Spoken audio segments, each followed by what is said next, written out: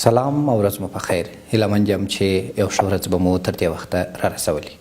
دوستانو، تاسې همیشه اورېدلي دي چې خلک له دې څخه شکایت کوي چې د هغوی کوچنیان درس نه وایي او د کتابونو سره علاقه نه لري، یا د غټ سن ځوانان همیشه وایي چې زه نسم کولی مطالعه وکړم او کتابونه ووایم او د کتاب سره یو قسم مشکل لري او چې کتاب وویني پر سر یې درد کېږي. د دې علتونه اصلا د کوچنیتوب څخه شروع کېږي. موږ کوچنیان له 2 کلنۍ څخه تر 7 کلنۍ پورې هر څه چې دی ویني هغه دی په خپل مغز باندې ریکارډوي یا یې ثبتوي او د 2 کلنۍ څخه وروسته دی فکر شروع کوي. نو کله چې زموږ کوچنیان موږ په عمومي توګه په افغانستان کې وینو، دوی د کوچنیوالي د هغه اولو وختونو کتابونه نه لري، یا په مجموع کې دوی نه دي لیدلي تر اوسه پورې چې د کوچنیانو دپاره داسې کتابونه شته.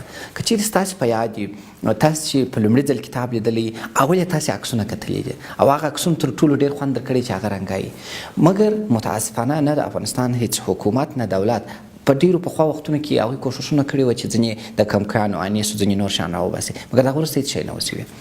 موږ په دې وروستیو کې په دې کوښښ کې سولو چې د دغه ذهنیت د بدلولو دپاره د اساس څخه کار شروع کړو. موږ همیشه په افغانستان کې یو اشتباه چې کړی ده، دا مو کړی ده چې تر ټولو ښه معلم، تر ټولو ښه ښوونکی مو 12م صنف په غټو صنفونو ته استولی دی او تر ټولو چې کمزوری او ضعیف معلم هغه مو کوچنیانو ته استولی دی، ځکه چې موږ فکر کوو چې کوچنیان کمزوري دي نو کمزوري معلم باید وباسي.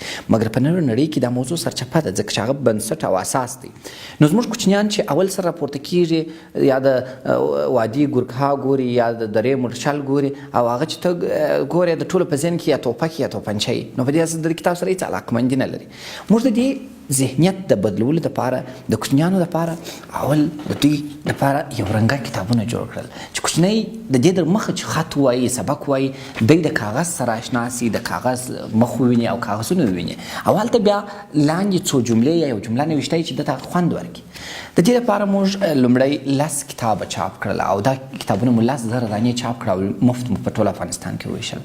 د هغه وروسته مو دا کتابونه تقریبا 45 دانې نور چاپ کړل. مګر متاسفانه د دې سربیره چې د پښتنو نفوذ په نړۍ کې تر 80 میلیونه پورې رسېږي، مګر 1000 دانې کتاب چې یو څوک چاپ کړي هغه په بازار کې نه خرڅېږي او په کلونو پروت وي.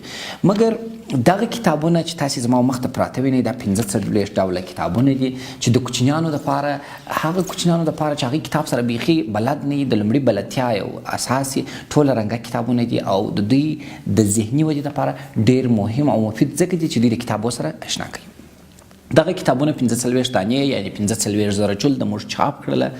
100,000 مو یې تر اوسه پورې مفت ویشلي دي او نور پاته یې باید موږ خرڅ کړو او ځکه یې باید خرڅ کړو چې دغه کتابونه بیا په چاپ کړای سو، بیا یې خلکو ته ورکولی سو. ملي تاجرانو تر اوسه پورې 2 دغه هر یوه 2,000 دانې 3,000 دانې رانیولي دي او پر خلکو باندې مفت ویشلي دي. موږ د دغه ویډیو په وسیله تاسو ته 2 پیغامه لرو. یو دا چې د دغه کتابونه د کوچنیانو دپاره که ته خپله وسه لرئ رانیسئ خپل کوچنیانو ته تر څو د دوی ذهنیت بدل سي. دوهم دا که چیرې تاسو لا ډېر وس لري د خپلو سیمو د کوچنیانو دپاره د یو خیري جاریه په توګه او د یو صدقې جاریه په توګه د کتابونه رانیسئ او په خپلو سیمو کې یې وویشئ تر څو موږ وکولی سو چې د کوچنیانو له ذهنه څخه مو د توپک او توپنچې پر ځای کتاب پر ځای کړئ او د تل دپاره موږ د یو باثباته ښایسته او رنګین افغانستان او رنګینې ټولنې پر خوا باندې ولاړ سو. مننه او تشکر او هیلهمند یم چې زما دا خبرې ستاسې د شیر کولو له لارې تر نورو ټولو افغانانو او پښتنو پورې ورسیږي. زه یوه آخري خبره کوم، هغه دا ده چې د ټولو پښتنو سیمو دپاره وردګ، غزني، خوست، پکتیا، پکتیکا د ټولو سیمو تاجران د دې وس لري چې له خپلې سیمې دپاره 2,000 کتابه رانیسي او د خپلې سیمو پر کوچنیانو باندې وویشي. دا به ستاسې دپاره یو خیره جاریه سوي او زموږ دپاره به دې توانمندي سوي چې موږ دا کتابونه بیا چاپ کړو او تر تاسې پورې در ورسو.